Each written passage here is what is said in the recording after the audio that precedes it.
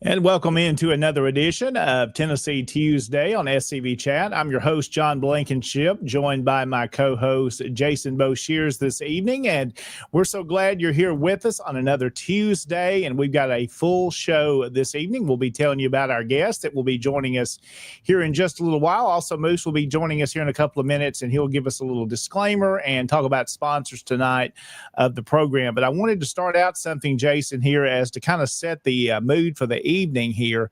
And the first thing we want to share is a verse of scripture that seems most appropriate for us as SCV members and also our walk in our Christian life.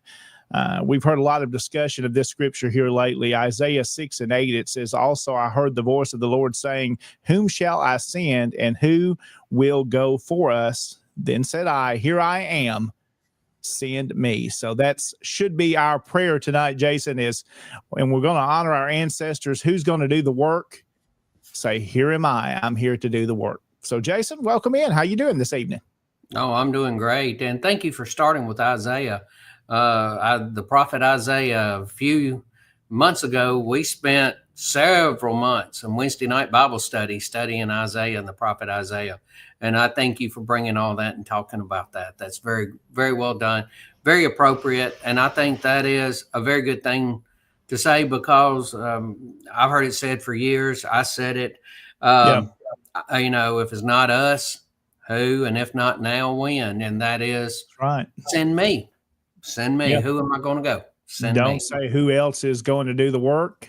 Look at ourselves. We're the ones that's been called to do. There was a song a few years ago called "Somebody Like Me." It was in the Southern Gospel Ram, and it talks that same line. Who can do this? Who can reach them? Who can make the difference? That somebody is me.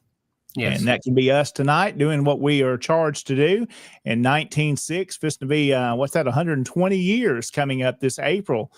Jason, we'll be celebrating 120 years of the charge, and I think we should do something special for that. And that's something in the works in Tennessee that we hope to honor, of course, not just in the anniversary of 120 years, but all the time. And Jason, as we get in here in just a moment with Moose, I want to mention this gentleman here tonight and ask you to remember H.K. Edgerton in your prayers this evening, as I know he's gone through some health issues recently, and I've seen shared on social media that it's some heart-related issues and other things.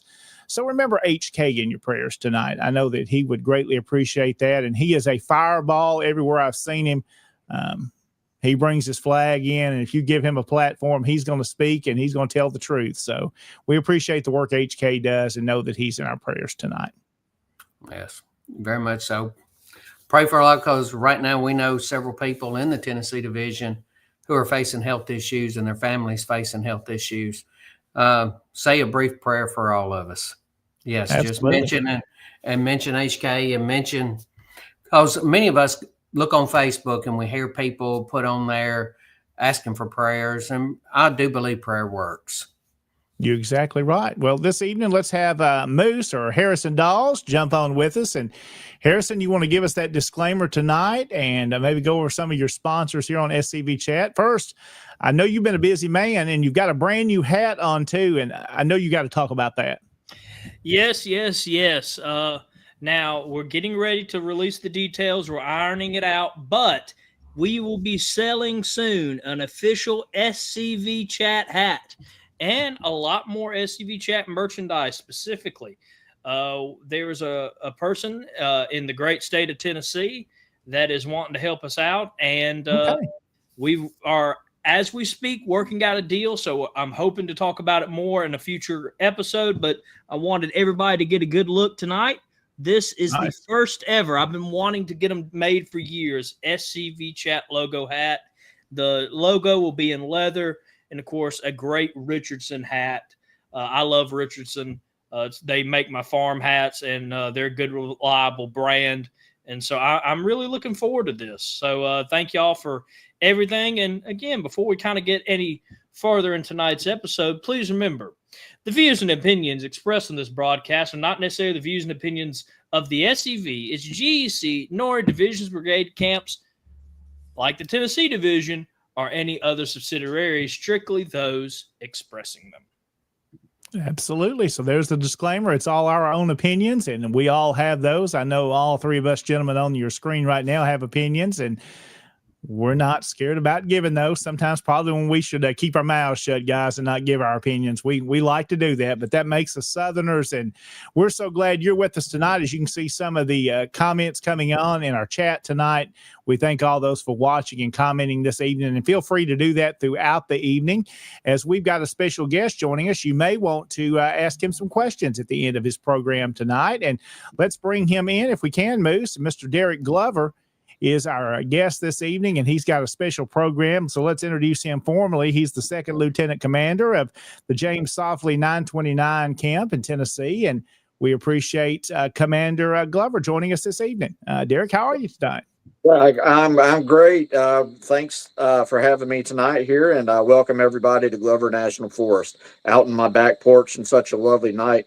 You might hear an owl hooting in the background. Just don't mind it. He's just chiming in too. So, well, Derek, I feel underdressed tonight. You've got us beat. You got the tie and suit jacket on. I figured you would. I said, man, I almost need to pull out my jacket and the neck ribbon tonight. Oh, you're all right. We're all naked before the Lord anyway. So. That's right. Well, let's kind of talk a little bit about you this evening, and folks that may not know you, give me a little bit of background, how you got involved in the SCV and your interest in history, and maybe touch on for a couple of minutes here about the Softly camp, and then we'll kind of talk a little bit about your program, and then we'll take our first break and get into that program. So tell me a little bit about Derek. Oh, well, that sounds great. I'm originally from Antioch, and I grew up in Tampa Bay, Florida. Never hearing about the SCV for the first 40 some odd years of my life. And I joined SCV about 2 years ago because I just started. My father had just passed at the time, so I'm thinking about heritage. And I'd always been a genealogist for about 20 years and knew I was descended from Confederate ancestors. But I had seen some things going on in the news, some politically correct, the woke stuff going on. Statues coming down, and I had already gone through all the George Floyd stuff, and I just said, wow, I just need to start hanging around some men that are I can identify with. So I expressed my interest, and I got a message from Jimmy Vincent, our camp commander, same day, and Clarence Farmer, who was brigade commander at the time. Same day. So I was like, okay, these are quick. I'm going to learn about what SCV is about. I loved what it was about. Learning about our ancestors, how to honor them, and what they were going through, what the war was like, and what some of the lessons from back then. What are some of the things that we're reliving now? So these were all recurring themes going on, and I said, "Man, this is great. This is for me." So here I am, 2 years later. Now, as far as what Softly Camp's doing, we meet on the first Tuesdays of every month. Our camp commanders started up a Officer House Foundation. We had a previous show on that. Yeah. And a lot of us are starting to show some interest, and we're willing to work with the rest of the brigade and do some things. Great project. Our ladies in our Jamestown, Chrissy Boswell and Pam Carr have been very helpful to the camp. We've got a wide variety of people in our camp, and we love meeting every month and fellowship, and got a couple preachers in the camp, which is always good. On the coins, well, as I know that'll be the theme tonight. Well, I got interested in it. My granddaddy let me hold a $500 bill in my hand when I was about 5-6 years old. And I was like, wow, this is really neat. And I worked for Publix for about 20 years and started doing a lot of the back office accounting. And I'd see all this kind of weird change and stuff coming through. And I'm like, oh, I never knew that existed.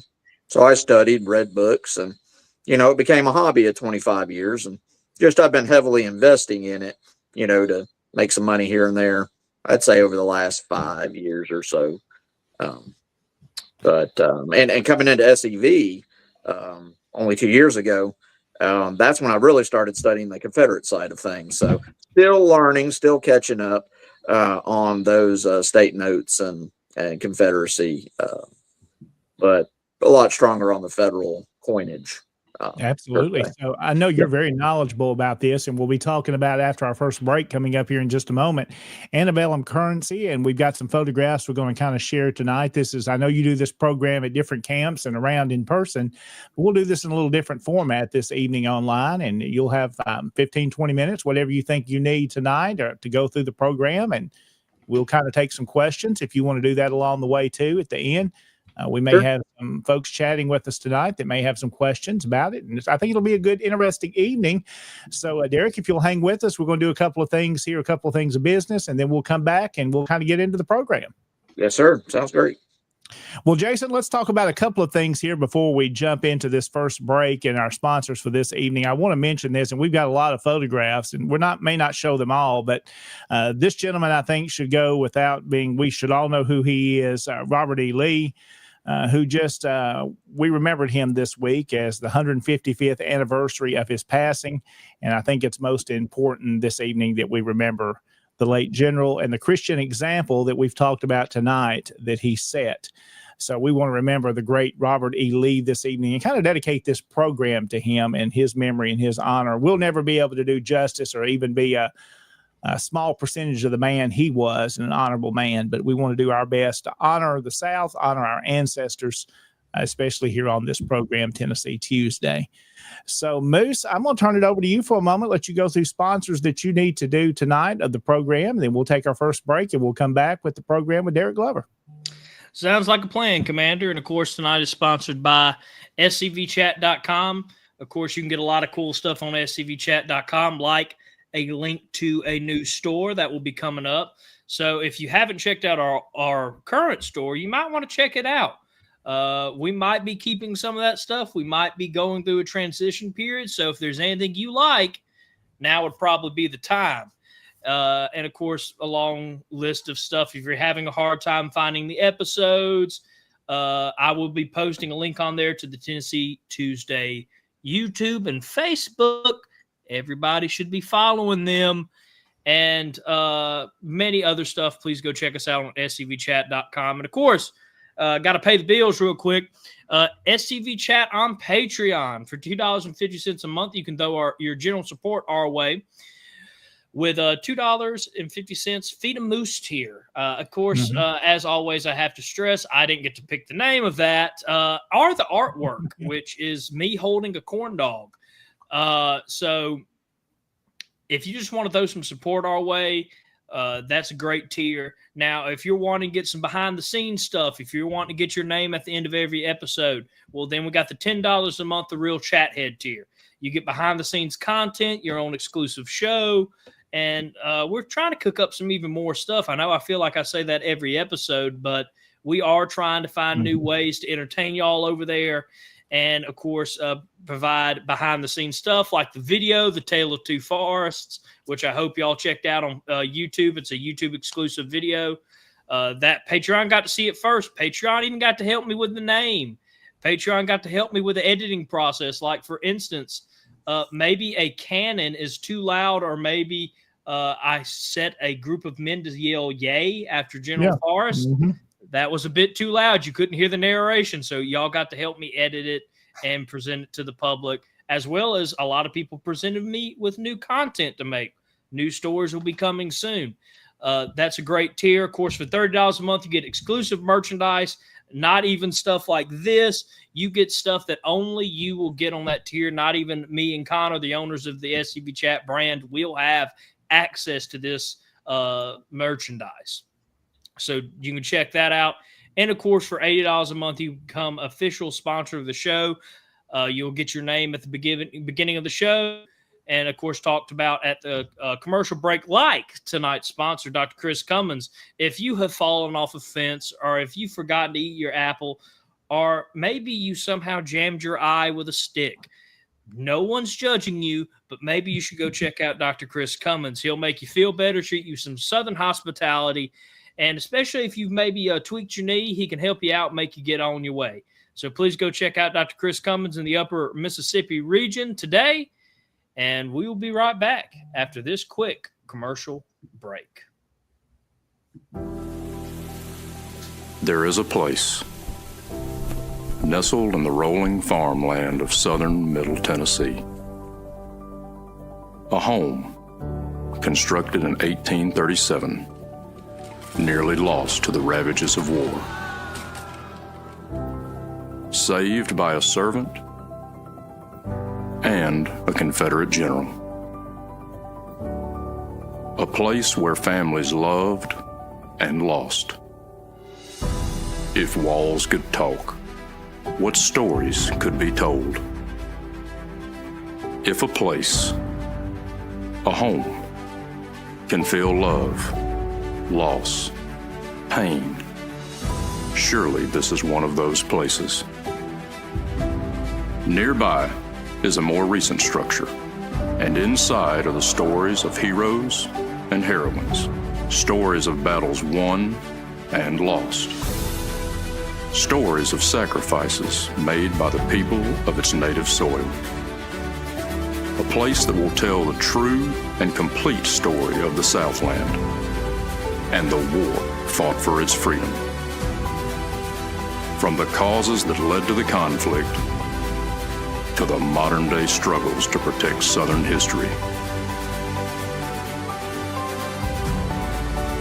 Historic Elm Springs and the Confederate Museum at Elm Springs are the general headquarters for the Sons of Confederate Veterans. A place where the story of the Southland and its historic struggle is preserved and told. Come and discover your history. And thank you for joining us this evening, Tennessee Tuesday on SCV Chat. John Blankenship, your host, along with my co-host, Jason Boshers, and our special guest this evening, Mr. Derek Glover, who is going to be talking about antebellum currency. And to make that simple for those that are watching, those are old coins pre-Civil War. How about that? That's right. That's right. Well, let's kind of jump in, Derek. I'm going to let you kind of intro into this, and we'll kind of maybe talk along the way, or if you want to just take this and go with it. We've got photographs loaded up here, and we'll kind of go through. When you're ready for photographs, we'll kind of go through it. Well, sure thing. Coins and currency really are the perfect heritage. It's something that we connect with our ancestors with. And throughout all the studies of the last 25, 30 years or so of this that I've done, that's one thing I found is that we can connect.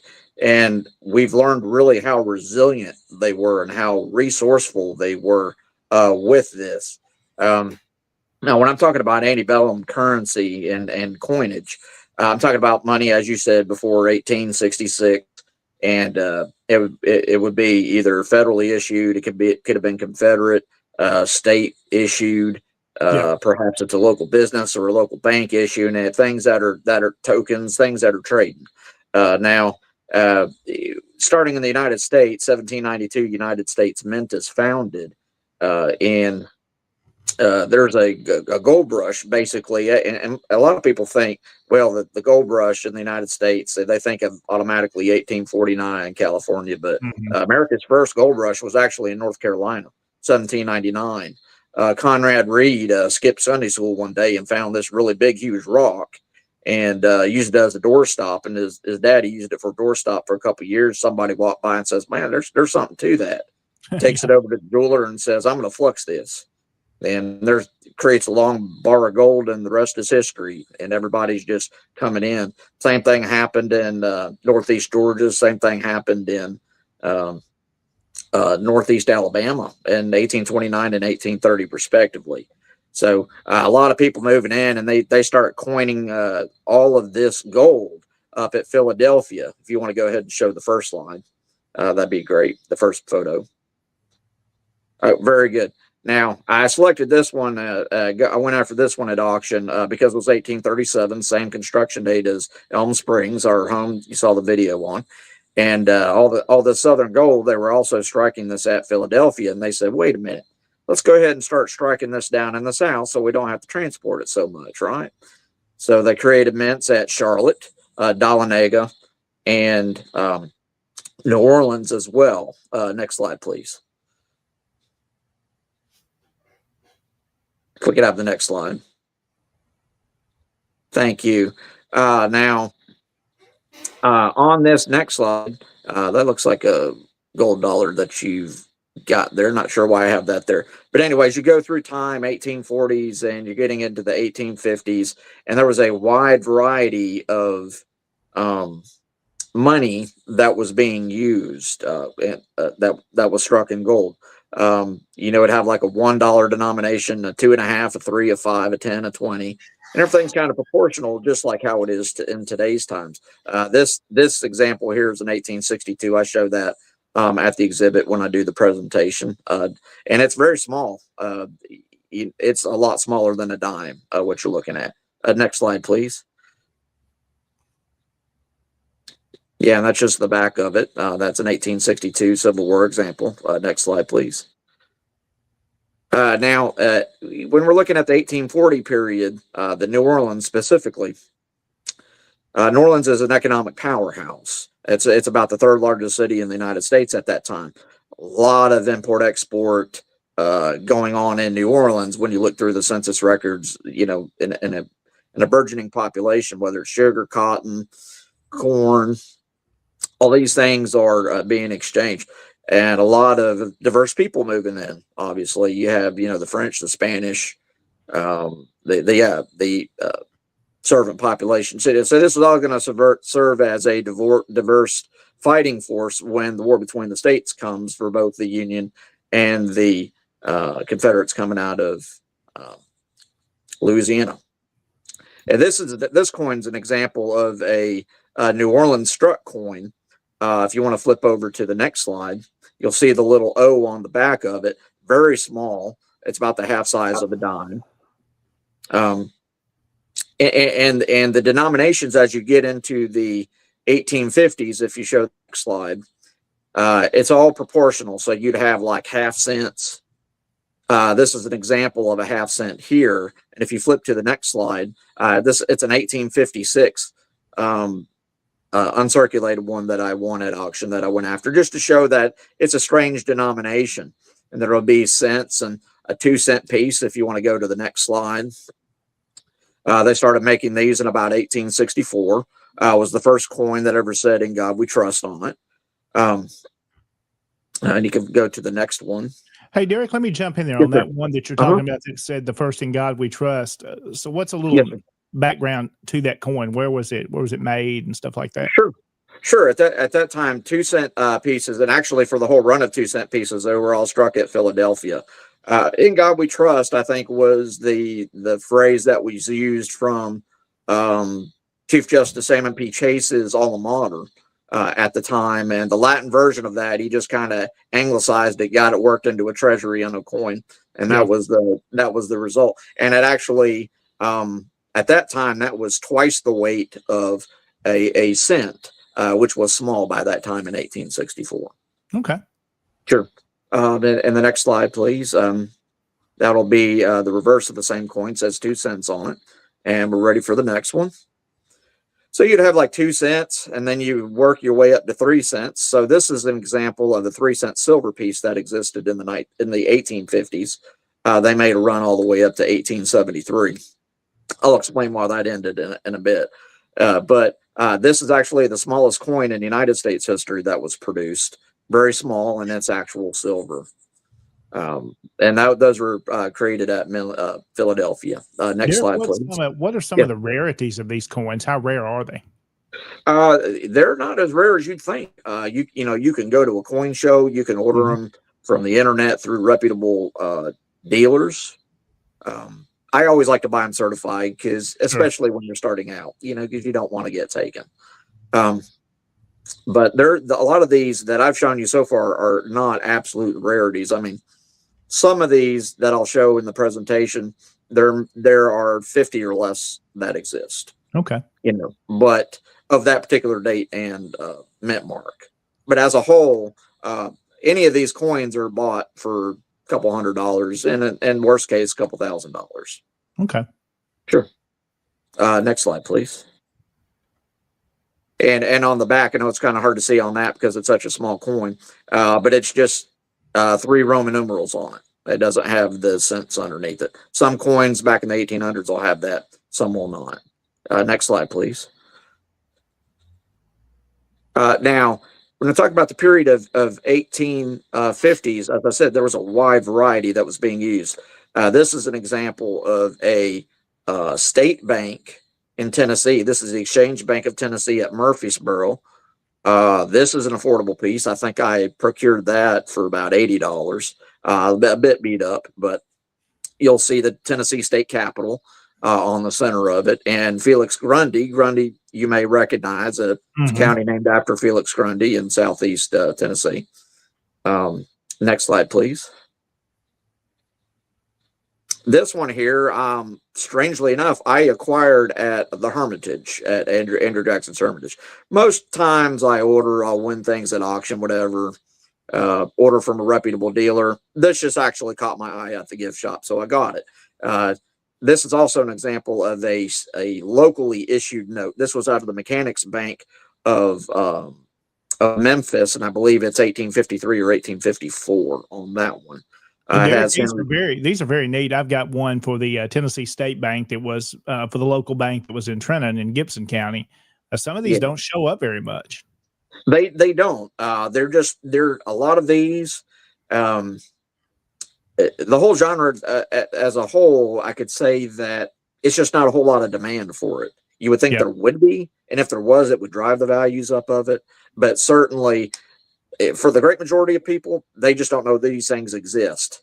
And this is heritage. This is something that connects us to the past. So that's part of the intrigue of why this may be attractive for some people to own and maybe to pass down to. The print quality there of the bill itself is very nice. Yes, absolutely. When these bills are starting to being printed, I mean, you're going back into the 1830s, 1840s, they really cared about the work that they were doing. Very high quality. In this particular example, it's Henry Clay, Andrew Jackson, and James Polk. If you look at the center, top center, Andrew Jackson, that will actually appear on what's called the T1 Confederate note, which is actually the very first note that the Confederate States printed, and that's the $1,000 bill. One sold earlier this year for about $29,000. And then James Polk, to the right. So there's a heavy Tennessee theme on that one. So I thought that would be a good one to pick out for our division. Next slide, please. All right. Now, getting into the period of the war between the states, you have a lot of metal scarcity going on. So whether it's a lot of Civil War tokens in the Northeast United States and the Midwest United States are filling the gap. But in the meantime, you have a downsizing of metal and debasement of metal. If you remember back to the earlier picture of the half cent of the 1850s that I showed you, there's a larger version of that that's twice the weight. Well, back when we get to 1864, this is already shrunk down to a small size, and it's bronze and not the full copper deal that you're used to seeing. And that's an uncirculated example there. If we want to flip to the next one. And that's just the back of it. Not a great quality picture, but sorry about that. Next one. All right. Now, in the war between the states, that's when they're starting to print Confederate state notes once they joined in the 1861 period. This particular example I have here, I sought this one out at auction because it was actually the finest known that I could research. And I actually won that at auction. If you remember earlier from the Exchange Bank of Murfreesboro note, you had the Tennessee State Capitol on it. Well, that same vignette is used on this Confederate state note. And then at the bottom right, you have the Vice President of the Confederacy, Alex B. Stevens. If you want to go to the next slide, please. Some of these Confederate notes, they were very concerned about counterfeiting.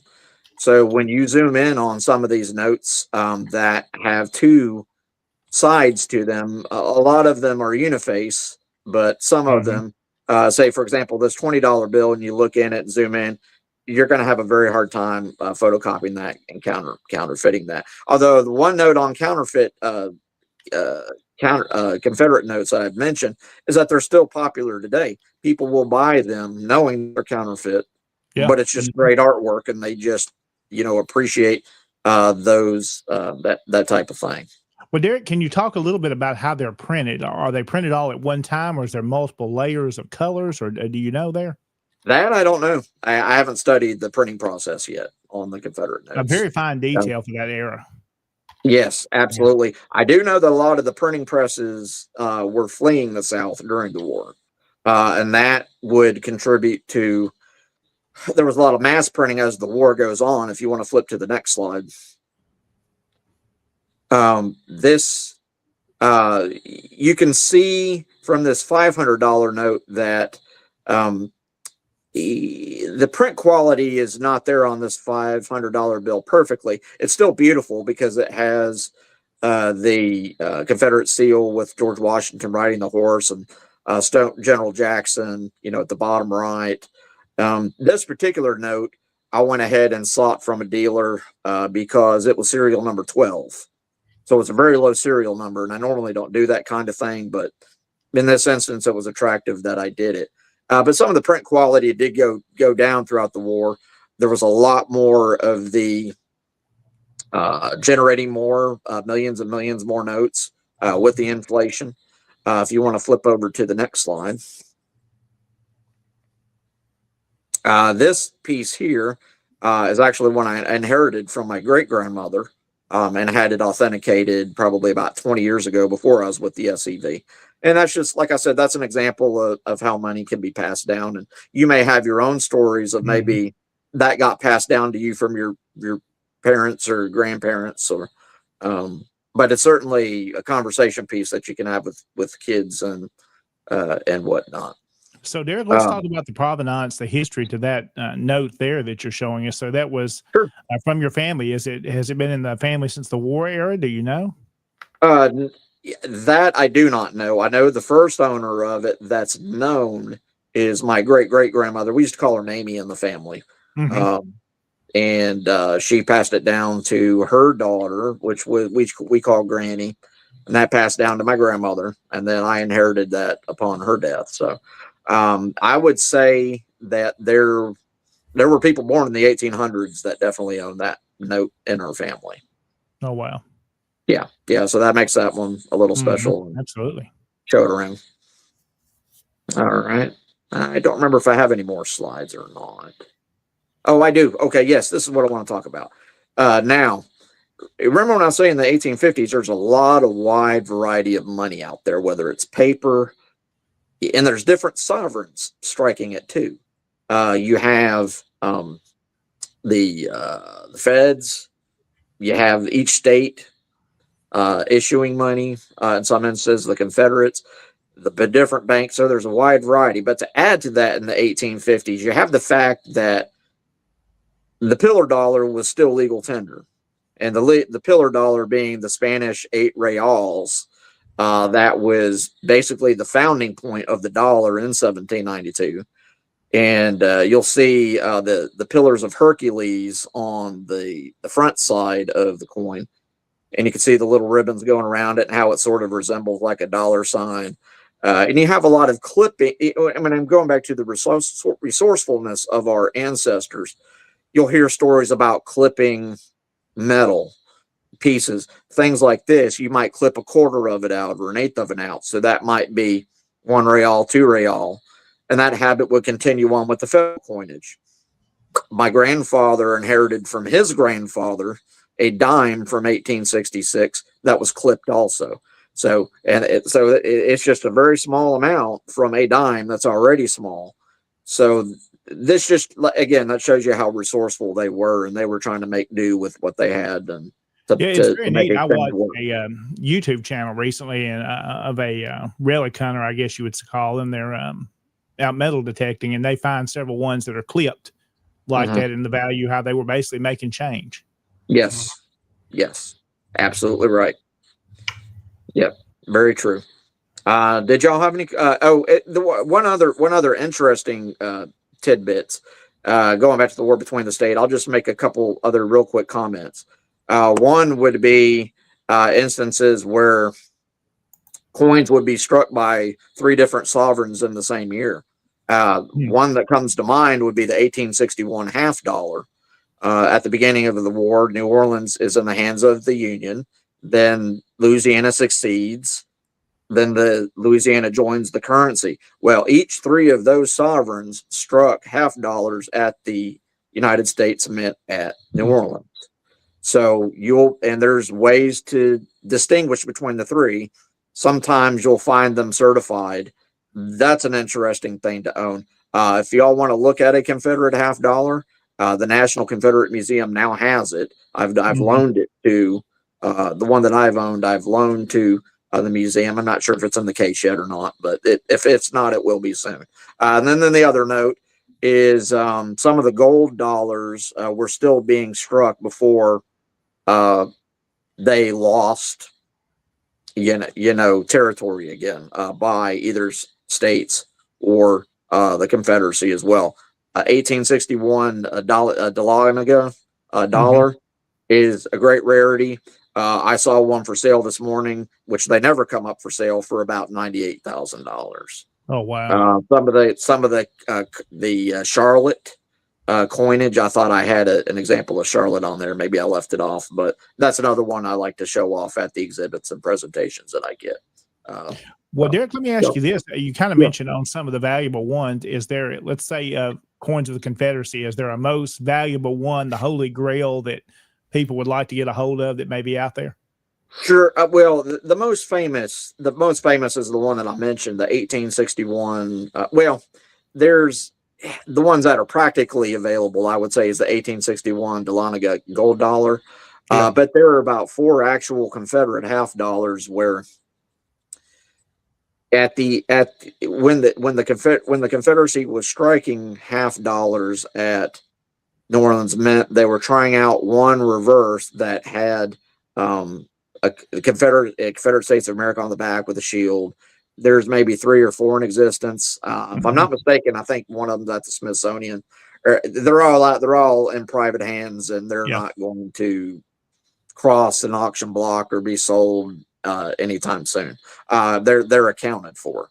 But the ones that's practically available, I would say the 1861 gold dollar from Dahlonega. So ones with maybe errors on those, do you see many of those out there? That I'm sure that would be rarities to find those for collectors. Okay. Errors in the War Between the States period did happen. They typically happened when they were switching when they were debasing the metal down and they were trying to strike it and get the pressure right, trying a new metal. Case in point would be the 3-cent silver pieces that I mentioned before. By the time 1865 rolls around, the price of silver skyrockets. So there's not much mintage of any silver coin in 1864, 1865. Sure. And so they're trying to switch and make this 3-cent piece. So, and I apologize if I didn't have it in the slides there. I thought I did. But I do have one. And you will see errors on that. Those are errors by the mint in the sense that there's a lot of die clashes. Okay. So when two different dies, like an obverse and a reverse, are hitting each other, that image of that clash is going to be transferred onto the successive planchets that are struck. And some people do collect those from the 1865 to 1872 era. And there's a wide variety. It might be a cent struck on a 5, or dies breaking all the time because they're using too much pressure, cracks. That would happen a lot with not only the 3-cent nickel, but the 5-cent nickel that they would debut in 1866, which is the shield nickel. They're also those same kinds of mistakes because they're just trying to get used to striking that copper nickel. That's probably the number one set of errors that you'll find in that period. You'll find some mules. When I say mule, I mean like a double denomination type thing. Sure. But that's a specialty that I just don't specialize in. So very interesting information this evening. Derrick Glover's our guest here on Tennessee Tuesday on SCB Chat. And of course, we've got the chat going here. If folks have questions for you tonight, if you'd like to take a few questions, we'll kind of see as they come in and kind of go that way and see if there's some of those. I've got a couple here written down still myself to ask you, but we want to give the listeners and the viewers tonight, if they want to comment or have any questions for you this evening, very good information. Great. Jason, you want to jump in? You've got some questions or comments you want to ask Derrick? I want to bring up the question by David Pope here. David says the gold skyrocketed in July of 1864 as General Early and the Army of the Valley District approached Washington. Did that affect coinage, or was the price spike not long enough to affect supplies? A lot of the supply was, a lot of the mintages were rebounding in 1866, 1867. You get a lot more of the common dates in the gold. It may be not necessarily in the dollar per se, or in the $3, but certainly the 5s, the 10s, and the 20s. They were all rebounding pretty quickly right after the war. And the supply definitely reflected that as well. The supply was coming in. Some of the transportation issues, I guess, lingered for a while, but in the 1864 to 1865, it's more of the issue of getting them struck, getting them circulated, not as many getting struck. And I wouldn't say that it was, say, a price per gold thing. It was just a logistics issue, the hoarding. Of course, the price got high, quite a bit in 64. So, Derrick, what are you seeing with these coins after the war, especially Confederate currency? I know we're not talking about bills and notes, but let's talk about the coins. Were they melted down and reused? What happened to those? Did they have any value after the war ended? Well, when I say Confederate coins, there really aren't Confederate coins. Yeah, they're federal coins that will circulate. Do any of the federal coinage get melted down and this and that? I haven't seen a lot of evidence of that.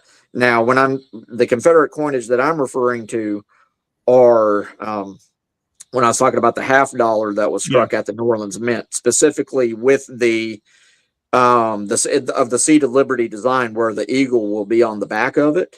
Now, those particular coins, they weren't melted down for the sake of, the Confederacy died and this and that. No, it wasn't that. It's more of recognition, knowing that they existed. And a lot of silver in general have been melted down at peaks in time during periods of worldwide silver peaks. So that's when a lot of the coinage would be melted down per se. But the only Confederate coin that I'm knowledgeable of would be the 4 actual $50 that have the different design on the back, and then the 50 to 100 or so that actually exist that are slowly being attributed in collections.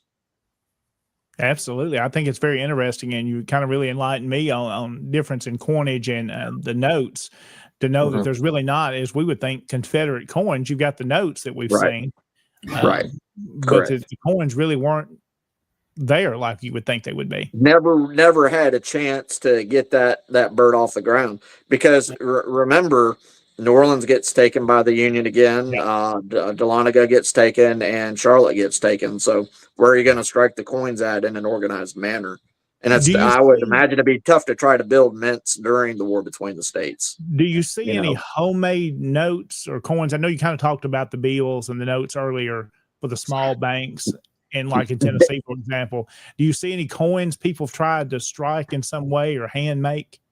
Does that exist? Yes, but typically, most of the time, it happened in the North. These Civil War tokens were used, the recycled copper they found, and a business might have somebody strike some, so that way it can trade specifically maybe with that business. Yes, that's correct. Yeah, and typically it would be on the reverse of that token. It would serve as an advertisement as well. So if it's circulated around in the community somewhere, it's an advertisement. Same thing happened with script, mostly after the war. You'll have local paper script that also has company name on it, and it would circulate and have some kind of value, because people in that community had faith in that business, just like people in that community would have faith with that local bank. So they knew their money was good or had a high chance of being good. And Derrick, we really see that long time after the war, even the modern era to the 20s, 30s, and 40s, even today in some form or fashion with gift certificates. That's stuff that's still happening. Yes, absolutely. It's very good information this evening. A couple of more questions I've got for you, Derrick, before we kind of wrap up this evening. If someone is maybe getting into new to maybe looking for coins, looking to purchase and collecting, maybe even to resell, where do they buy these? What are some of the sites and recommendations you would have for somebody who's just getting started? Okay. Well, my first recommendation is don't jump straight into buying. Start learning. See something that catches your eye and learn more about it. Read the book before you buy the coin. Read the book before you buy the currency, especially if it's something that is going to hurt you a little bit financially, or you're trying to set a goal for this lofty thing that you want to own. Learn about it. I learned that very early on. There were some great numismatic writers like Q. David Bowers would be one of them. As far as currency goes, there's books by Pierre Frick on Confederate currency. I deal with him. He's probably the top dealer in the nation, and that's the one I prefer to deal with. And I learned a lot about Confederate money a little bit. That was my introduction to it back in the day. And once you've done that, and you know how you're buying and why you want to buy what you want to buy, and you're fascinated by the history of it, then start going through reputable dealers. And you can go through it online. There's a look at how long have they been in business for. They're not a Johnny come lately kind of business. That's if they have a brick or mortar business in your community, that's one sign. Hey, they've been around and they're doing some business to keep those doors open. Auctions are a good option too, if you're aware of price values and you get more experienced after a while. Buying a red book, which is the Whitman coin guide. Most people starting out, that's what they read. They can get a general idea of values. But reading the book before you jump into all of that's what I recommend. I see you've got some of these coins that are graded, and you may not want to get into the whole detail of grading. Do you recommend somebody starting out, do they need to buy that way something that's been graded, that's been looked at by a professional, or just, hey, here's a random note I found on eBay? Okay. Well, it just depends on your personal preference, even when you're starting out. if you want to take a risk of say with Morgan dollars, that's one thing that people jump in after the wheat penny. Sorry, I know it's got Lincoln on it. That's the first thing I ever collected myself. The Morgan dollars is something that's very popular to collect. Here, there are coins in the 1800s that are affordable. They start at about $40. They're about 1 ounce of silver. Well, it's probably more now because silver's like $51 an ounce. But they have some history behind it. So a lot of people gravitate towards that. Studying, reading books on it. There's a wide variety of it. There's a lot of dealers that buy a Morgan dollar or sell Morgan dollars. That's one thing that people gravitate towards. I'm sorry, what was your question again? Well, I mean, I think you kind of answered that. Okay. I think you've definitely covered good with people getting started in this. Some good advice on where to go to. Yeah. Do you recommend Absolutely. people stay away from the eBay world, those type sites? Yeah. If you want more detailed, and I know we're getting, more in the internet age now versus the books, I would recommend a site called PCGS Coin Facts. Okay. I did fail to mention that. You'll find when you're asking how rare is something, they'll give you estimates of how many that the experts say exist of this particular date mint mark of that coin. That's one thing that's helpful. Gives you a history behind the coin. So there may be some kind of twist. Hey, maybe your ancestor was born in 1864. So you're like, oh, maybe I ought to have an Indian head penny of that year. A lot of people will do something like that. Indian head pennies of 1864 are not really that expensive, $20, $30. Well, Derek, one of the things that we find locally here is that show up coins that were put in cornerstones of buildings. And especially in this area, there's a lot of them that are what we're talking about, these antebellum coins, pre-war, that show up that were put in there. So it's a neat opportunity to see some coins kind of in their primitive state when they come out of these. I have a real quick story about that. I've owned a same year mint mark of 1870, and this is post-bellum. But there have been 3 different United States mints at San Francisco. There's been 3 different buildings, maybe 4 by now. But then the second one was built in 1870, and as you said, there are coins that were set in the cornerstone. And for example, I think the $1, the $3, and there's one other coin where there's only like one of, and it's inside the cornerstone. Oh wow! So there are some things you just absolutely cannot collect because of that. I actually own a $50 from 1870 at San Francisco. So just to tell that story about cornerstones. So there's all kinds of rabbit holes with coinage that you can go down. Oh, absolutely. So are you mainly a collector, or do you like to resell and constantly trading for new stuff and selling stuff? Well, yeah, I mostly invest now. I invest and I buy things for these presentations for Sons of Confederate Veterans. But when I started out, I would say I was a collector. I like to collect one of everything. When it came to Morgan dollars back in the day, I wanted to collect one date of everything. Some people will collect every single issue of a particular series. I am none of those. I don't really collect. I'm just more of an investor. I think this one's going to do well. This one's rare. This one's undervalued, and I'm going to sit on this investment for a few years. And I did that with the Double Eagle recently and made like $1,000 over last year. So, I mean, these things can happen. It depends on what your interests are, and there's different ways to collect accordingly. Well, good information tonight. Derek Glover's been our guest. Derek, man, fantastic information. If someone wants to reach out to you and maybe come have you do this presentation, because I know you have a full presentation on this currency, how can they do that? How can they contact you? Well, very good. Well, if anybody's watching on Facebook tonight, I'm available by Facebook Messenger. You can also email me at DerrickTGlover1@hotmail.com. I check email frequently through the day. Those are some ways that you can do that. I do have a exhibition and presentation coming up at Newport, Tennessee, at the Huff Camp. That'll be Tuesday, a week from tonight.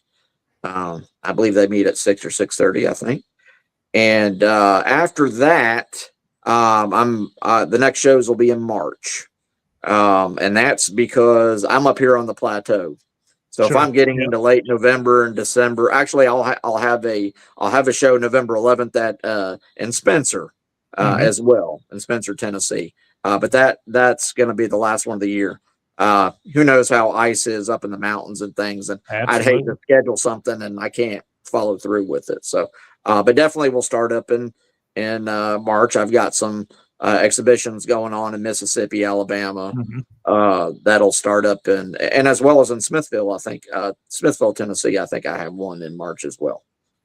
Well, it's been a very interesting program. We've learned a lot, and I know there's so much knowledge that we couldn't share just in this program. So again, Derrick, we look forward to having you back on the program in the future.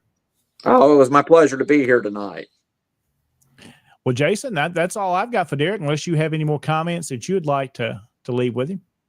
Well, just very briefly, Derrick, thank you for coming on. Thank you for it. I really do appreciate it. There have been a whole lot of very positive comments about this program. Derrick came to the Sam Watkins camp and presented this program, and it is a fantastic program. And personally, I think that any camp that is interested in anything like this should get Derrick and have him come. He's got his stuff, put it on display, and you get to actually see these things. And Derrick, I thank you for it. The camp was very excited. That was one of our comments that one of our, I'm going to say, because a lot of times you have some good speakers come and you'll hear somebody say something or two, but it is still, 2 months since you came nearly? Because I think you were there in August. Yes, you were there in August. It was August, yes. Yes, it was. Since those 2 months, there's been comments made about it multiple times.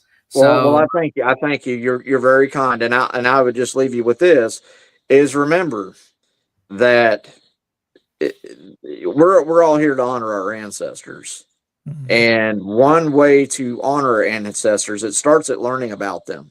One way you can learn about them is hold something in your hands that they may have held in their lifetime. I mean, for all we know, they held it in their lifetime. So learning about what was life like for them, money, whether it's coin or currency, it's something easily passed down. You can learn about it. There's a story behind it. And it's something that's universally understood. And it doesn't matter where you are from around the world. It's the same. So thank you. Thank you so much for the kind words. And just honor your ancestors in your own way. I don't think anything else can be added to that. That's said perfectly. Yeah, absolutely. Well, thank you again, Derrick. Thank you, Jason. Let's go ahead and do this, Moose. Let's take our next break. We'll come back quickly for a few more minutes, and we want to go over some things happening in the Tennessee division and a couple of other events that are coming up in the near future. And we'll wrap this edition of Tennessee Tuesday up in SCV Chat coming up right after this break. When my mother was in college, she danced with Confederate veterans. To me, it wasn't that far away. My father knew this. My mother knew this. Almost 50 years ago, I joined the Sons of Confederate Veterans. In those days, we weren't concerned about saving monuments or any of those things. That wasn't necessary. In fact, none of us had any remote idea that it would ever come up. We can't just sit there and react. We have to be proactive. Or, as Robert E. Lee said, the best way to disrupt your enemy's plans is to strike first. Everyone should do all in his power to collect and disseminate the truth, in the hope that it may find a place in history and descend to posterity. History is not the relation of campaigns and battles and generals or other individuals, but that which shows the principles for which the South contended and which justified her struggle for those principles. If you're looking for some place to be where you think you're going to accomplish something to save our history, go to the Sons of Confederate Veterans. I'm Thomas Lee Jesse. I'm a descendant of Private Daughtery Gilmer, a Confederate veteran.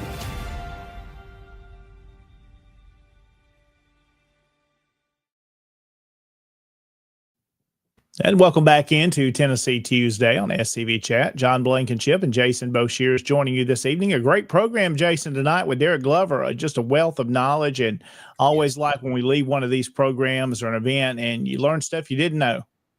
Oh, yes, and he does a great job, and it's an interesting subject matter that not a lot of programs have ever been done on. And Absolutely.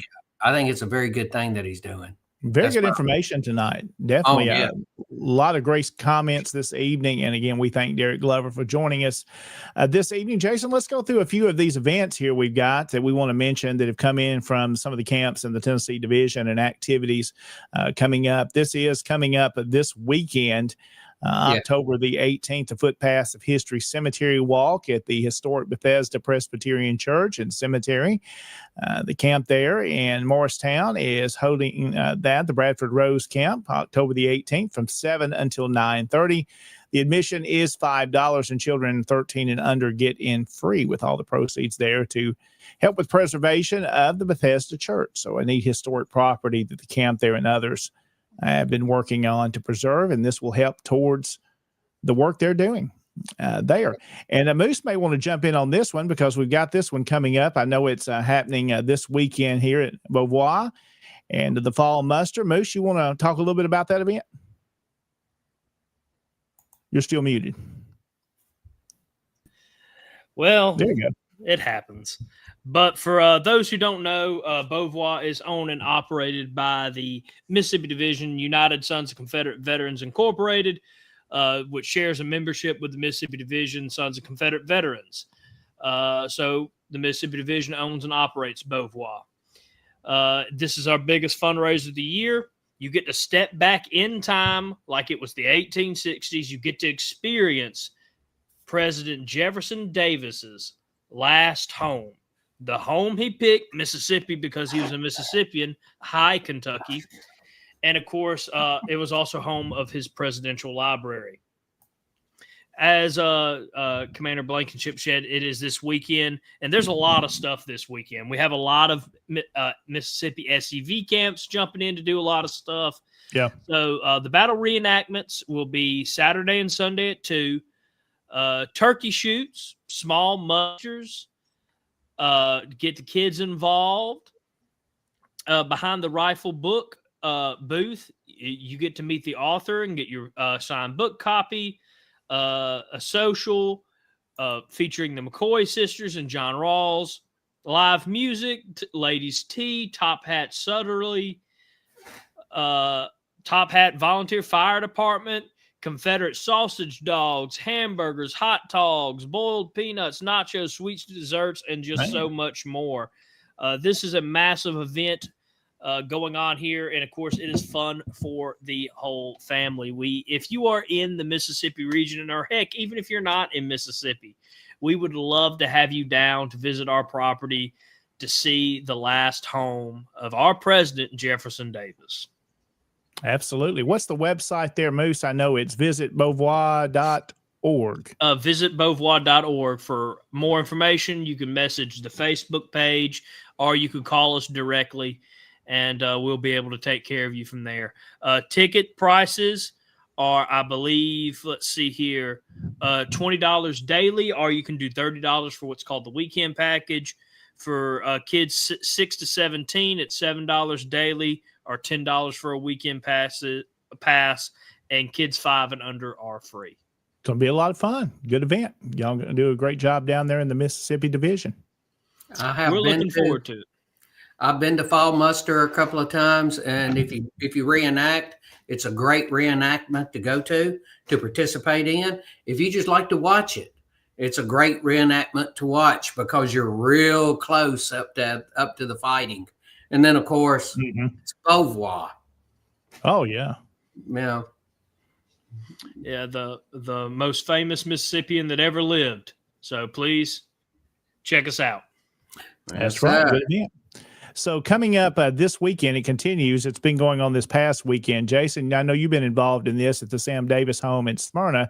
The Ghost Tour continues the 17th and 18th. Yes, sir. They had a good turnout this past weekend. It's Friday night and Saturday night, 17th and 18th. The Ghost Tours are start at 6. And the last tour will go off at 9 p.m. You'll get to go inside the house, where the house is going to be set up as a kind of Victorian morning look to it. It's not a house in mourning as it will be for Sam in November. This is to bring more about because Victorian time frame, they were the way they celebrated Halloween is very different than the way it's celebrated now. If you don't believe that, go look at the costumes the kids wore. And, it's to bring that. Plus, you'll get on a wagon, you'll go through the field, and there'll be a little bit of a fight that goes on out there for everybody. Okay, yeah. So fun event continues this Friday and Saturday, correct? Yes, sir. It'll be this Friday night and Saturday night. Yes, All right. Well, while we're talking about the Sam Davis home, let's go ahead and just stay on that and talk about these two events that are coming up the end of this month and also in, I believe, December. Oh, yes, sir. Okay. We've got this History After Dark. That's where you can go in and go inside the home and see because the house doesn't have all of the modern amenities that you're used to seeing. It's dimly lit. You don't have central heating and air. So, and you can go through and there will be stories of everything that has gone on through that home throughout its nearly 200-year existence.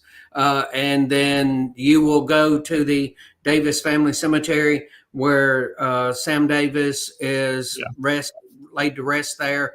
Go to his obelisk. The family is surrounding him.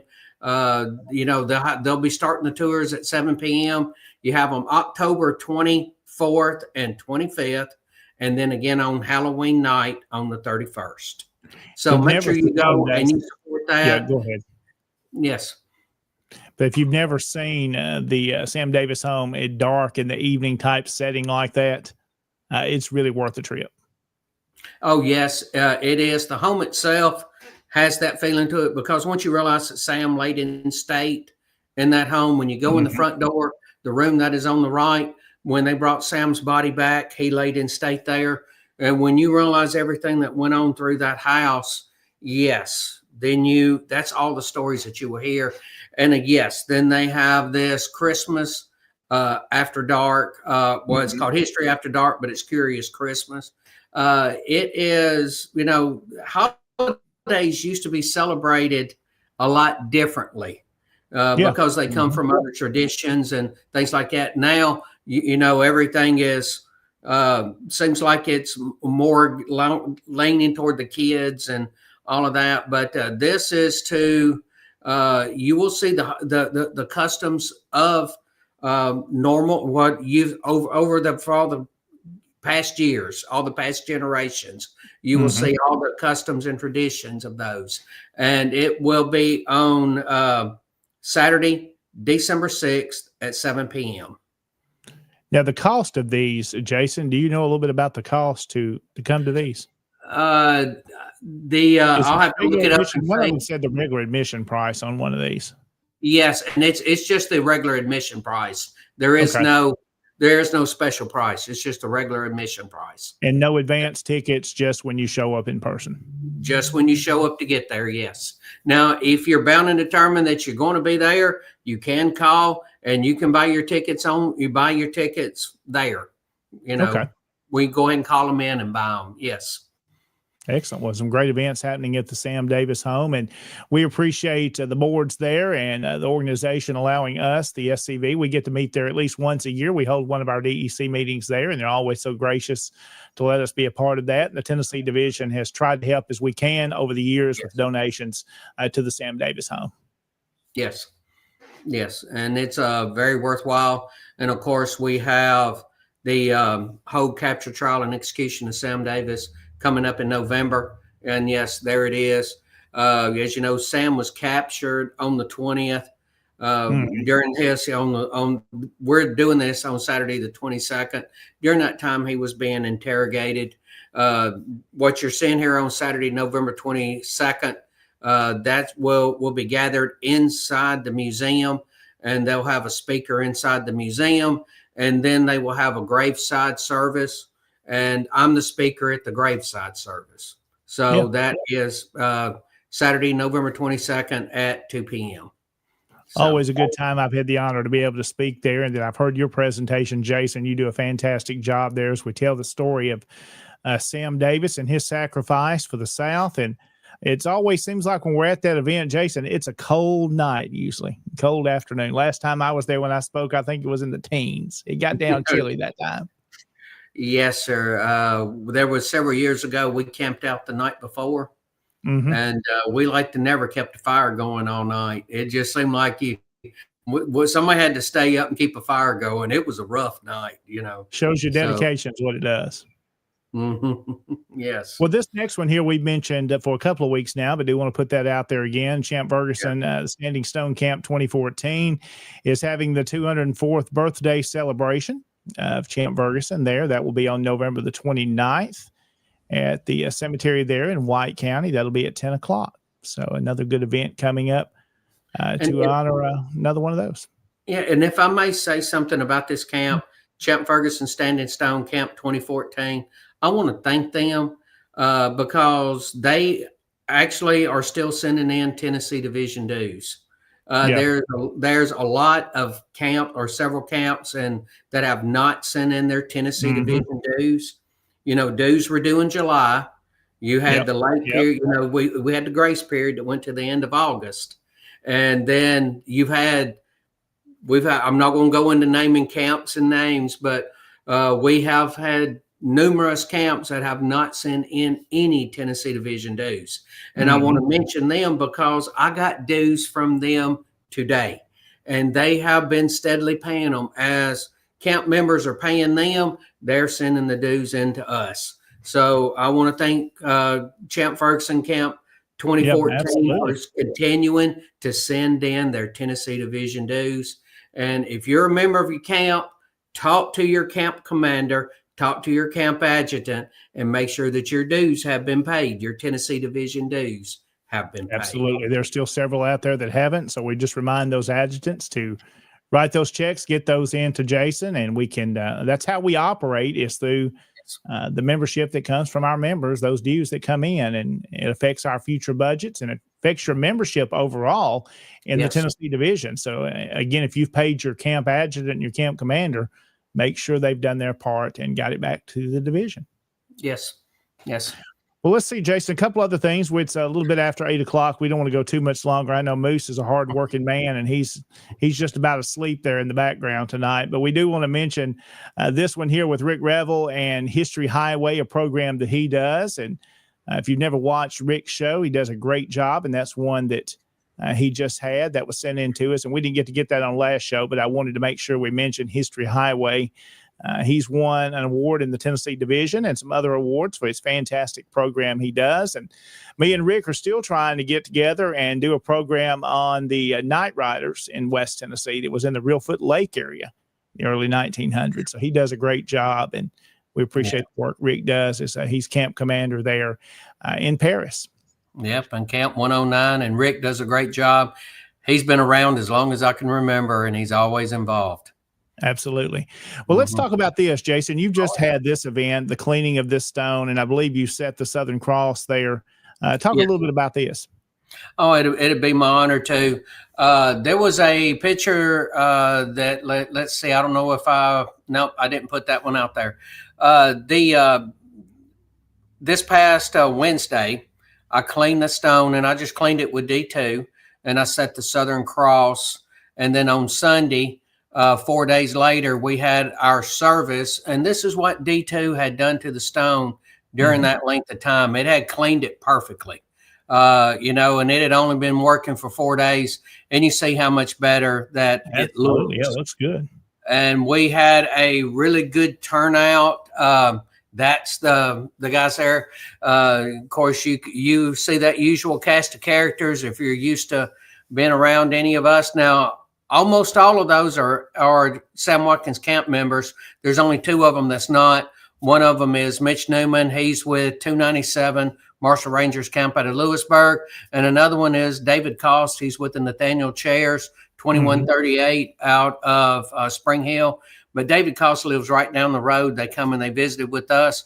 they come to our camp meetings pretty regularly, and we do things together. So this is one of those things where camps are working together and divisions are working, brigades are working together.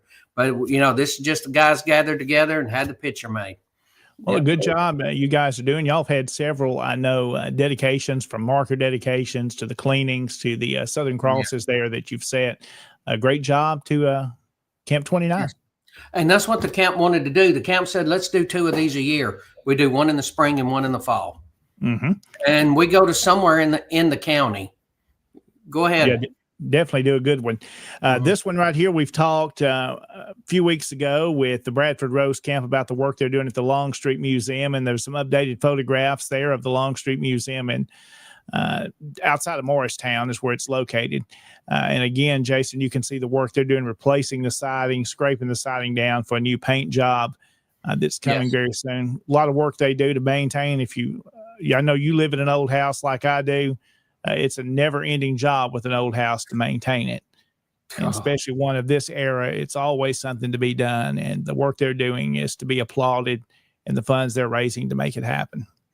Oh, yeah, such a tremendous work. In fact, we're putting siding on our house now. Our house was built in 1904, and it had aluminum siding on it, and we've been in this house for over 30 years, and we just couldn't paint it anymore, so we had to replace it, and I tell you, it takes a lot of work. It takes a lot of work, and to keep up a home once it gets over 50 years old. So if you live in a modern home, okay, your home was just built. 30, 40, 50 years from now, you're going to be putting money into it. It's just the way it is.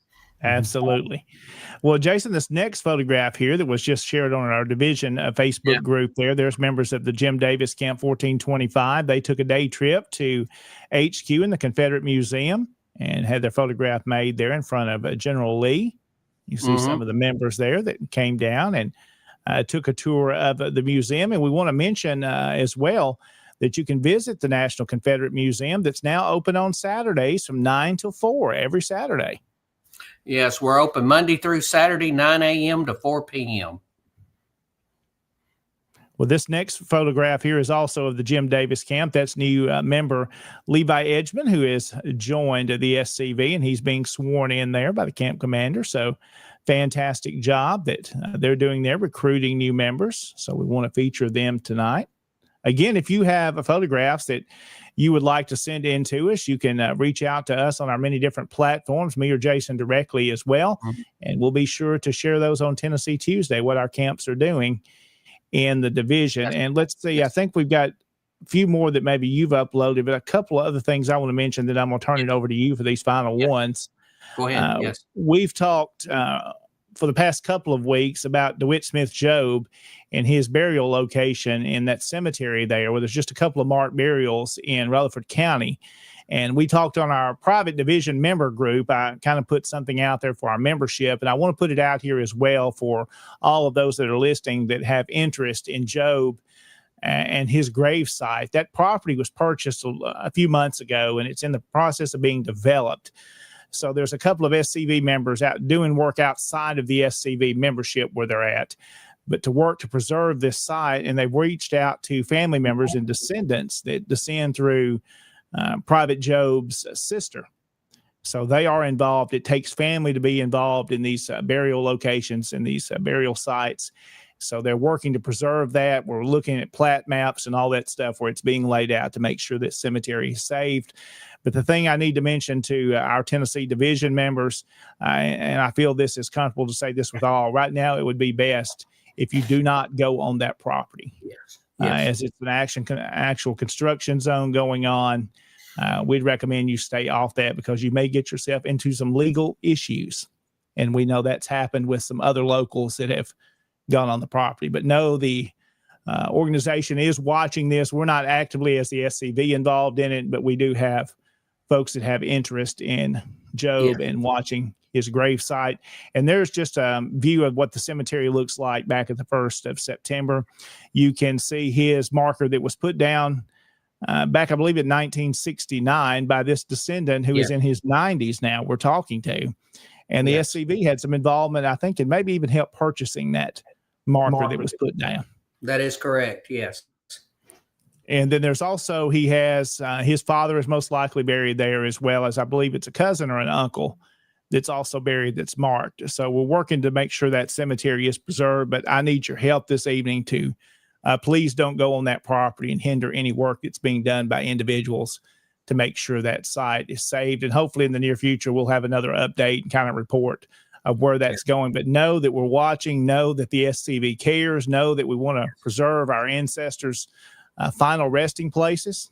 If you're not familiar with the story of DeWitt Smith Job, just do a quick Google search, and we don't know what it's like to suffer like he had and what he went through there and his death. So do a little research on that. He's a quite interesting individual, and other family members that were involved in that time as well. You've probably heard the name D. Smith. That may be a neat program for us to do on this show. Yes. And he didn't like Yankees. Let's just say that much. Research that and you'll find out a little more about where he stood. But know that the SCV is working to preserve that, and we definitely have our eye on that, what's happening there in Rutherford County. So, Jason, these next group of pictures, do you want to kind of go through what's happening yes, here? Sir. I know this is camp in Lebanon. Yes, sir. Well, I'm going to pop right back to DeWitt Smith Job for a moment. This is a gentleman that was a member of Coleman Scouts, just like Sam Davis. Now, Sam Davis was hung. He was executed for being a spy. They tortured DeWitt Smith Job. Yeah, he was drugged, I believe, as well, and just awful. They kept asking him because, who, E. Coleman, and they knew who he was. They knew all of this about him, and they actually tortured him. They cut his tongue out, they gouged an eye out, and they drug him to death. So this was what goes, just so everybody knows, there is a connection because DeWitt Smith Job was a Coleman Scout, and the Scouts, just like DeWitt Smith Job and Sam Davis, they paid the final cost, and they were horrible costs, but they paid the final cost. So what they did was important. So, and Jason, you're talking about Job there and the importance of preserving history. As me and a couple of other guys are doing some research on him, and I know people have researched him before, but really to get all the documentation that's out there from newspaper articles, letters, I believe it's Confederate Veteran Magazine, and maybe 1897, I may be off a year or two on the year. One of the first magazines is where his photograph appears, along with a few others, and it tells that story there. And there is a cousin, I believe, or maybe it's a nephew that tells that story there. So it's really good to document these facts, because if where things go in the future, we need to have this documented well to prove he's buried at that location to help preserve this site. So very interesting story. If you've never researched him, you should. And Jason, you may help me answer this question, because I don't know right off the top of my head. Has anybody ever written a book about him? Is there a book out there? Do you know? I have seen a book on him, but I haven't seen anything written on him in years and years ago. There was one written by, I believe his name was John Bridger, who was a Tennessee Division member, and I believe he wrote a book about DeWitt Smith Job. I don't know that I've seen any others. But that's definitely something that now that this has come to light, we really need to be talking about it. Absolutely. He's one of our, as one of the newspaper articles is back in the 1920s mentions him. He is a Confederate martyr. Yes, he is. Is how he's titled there in that article, and that's definitely what he is. And we want to remember his story. And as that started to come up, Jason, I start thinking of others such as Sam Davis that we mentioned. There's others throughout an ancestor of mine, Solomon Shaw in West Tennessee. Just many of what these guys went through for their stand, defend their homes and their families in the South. They really were tortured, and there's stories all across Tennessee and the entire South. It just reminds us what we do. This Confederate blood is in our veins, and it's important to us because it's our ancestors, and it happened right on the ground we're walking on today. And you're correct. And when you say across the Confederation, you're correct. Another one that comes to mind out of Arkansas is David O. Dodd. This was a young man that was tortured. Now, DeWitt Smith Job, all he had to do was tell him. It was like Sam. All you had to do was tell them what they wanted to know, and they wouldn't tell them. And so because he wouldn't tell them, they cut his tongue out. Yeah. You know, And brutal there time. says that's the comment I was trying to think of as one of the others that said he was one of the bravest men he'd ever seen. Yes, yes, and that's just like Sam when they hung him. When they brought the bodies back, there were men that were saying that we're going to pay for this because they should not have done this to us, young man. So, you know, but it happened. So, yeah. But let's not let their sacrifices be in vain. Absolutely. Well, Yes. Jason, as we move along, it's just about time to wrap up, but we're coming up on 8:30 now. And we'll kind of go through a group of pictures here from the Hatton camp and some work they've done. Oh, yes. I want to talk about the Robert H. Hatton camp out of Lebanon. They are an award-winning camp. And this is, I call him Uncle Martin. This is Martin Frost. Yeah. Martin Frost, longtime member of the Tennessee Division. He's the winner of the Icon Award that's given out by the Tennessee Division. He spent 12 years as a division commander. This is just my second year. 12 years. Division adjutant. Well, what did I say? You said commander. Oh, my apologies. Division adjutant. Excuse me. Division adjutant. 12 years as division adjutant. Sorry about that. And just doing this job. Anybody could have the guy that handles the money and keeps us legal there. Yes.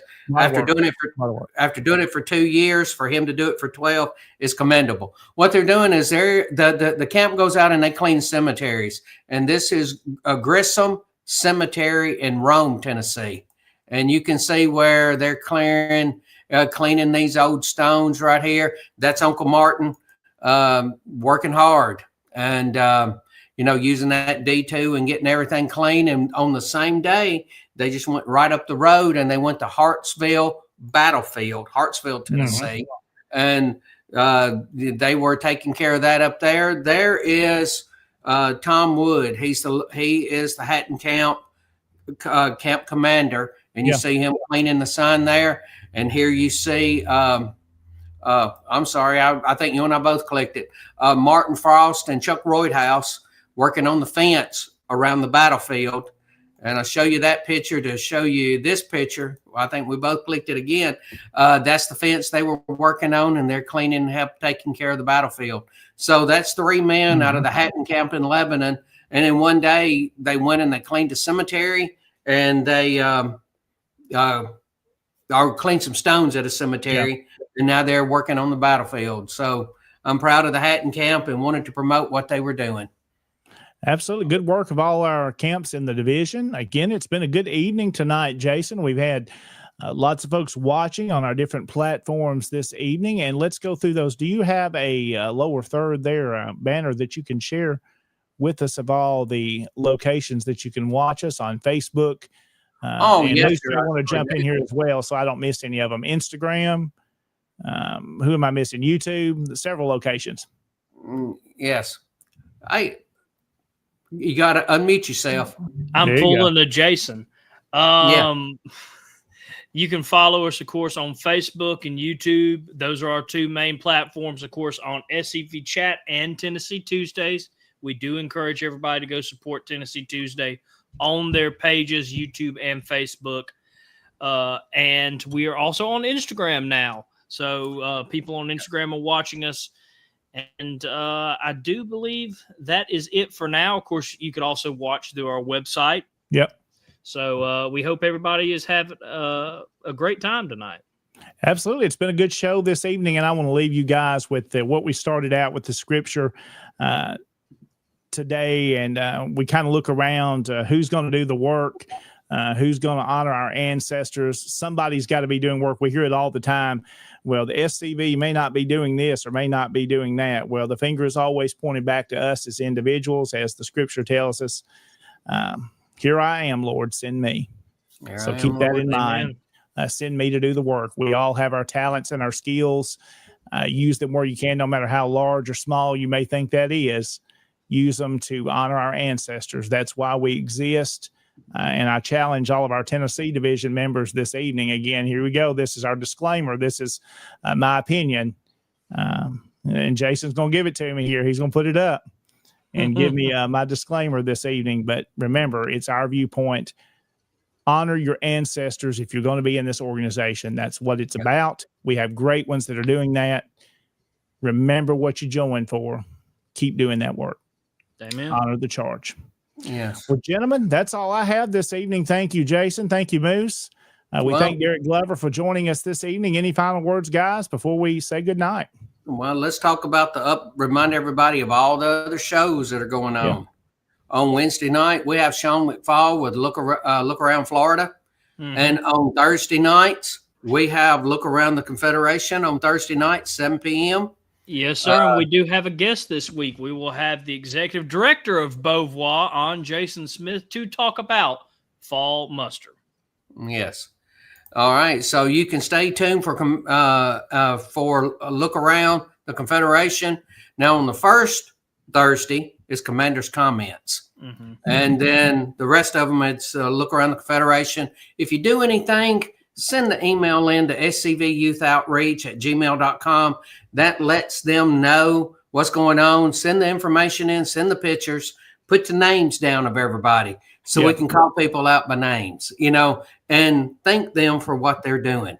And that's Thursday night. And then on Friday night, we have David Pope and the Friends of Douglas Southall Freeman. He's been talking quite a bit lately about the Revolutionary War, and especially a lot with Kings Mountain. And I believe he's going live again this Friday night. Yes, and then on Sunday, go ahead, Miss. I'm sorry. Oh, no, it's fine. I just wanted to let everybody know we do have a special presentation Friday of a rerun where we talk about the father of the American Navy. For those who don't know, I am a son of a sailor. So even though I haven't served in the Navy, I take a lot of great pride in the Navy. So we will have a rerun from season 4's first episode, so 2 years ago now, about John Paul Jones, and that will be starting Friday at 5:30 on the SCV Chat, Facebook, and YouTube. Okay. And then David Pope just popped up there Friday Night Live this week when character counted President Lee at Lexington. All right, guys, that's great. That's going to be a good episode. And then Saturday, not aware of anything going on, but there's a lot of SCV things that you could be doing out there. And if you don't have anything to do, find you a cemetery, go clean you some headstones. Yep. Get together with some of your camp members. Okay. Y'all start a group text. All of us love group text, so start you a group text, one of those group texts where you feel like you're held prisoner somewhere because it goes on all the time, but start you a group text or do something and get together with some camp members. Go out there and do something Confederate.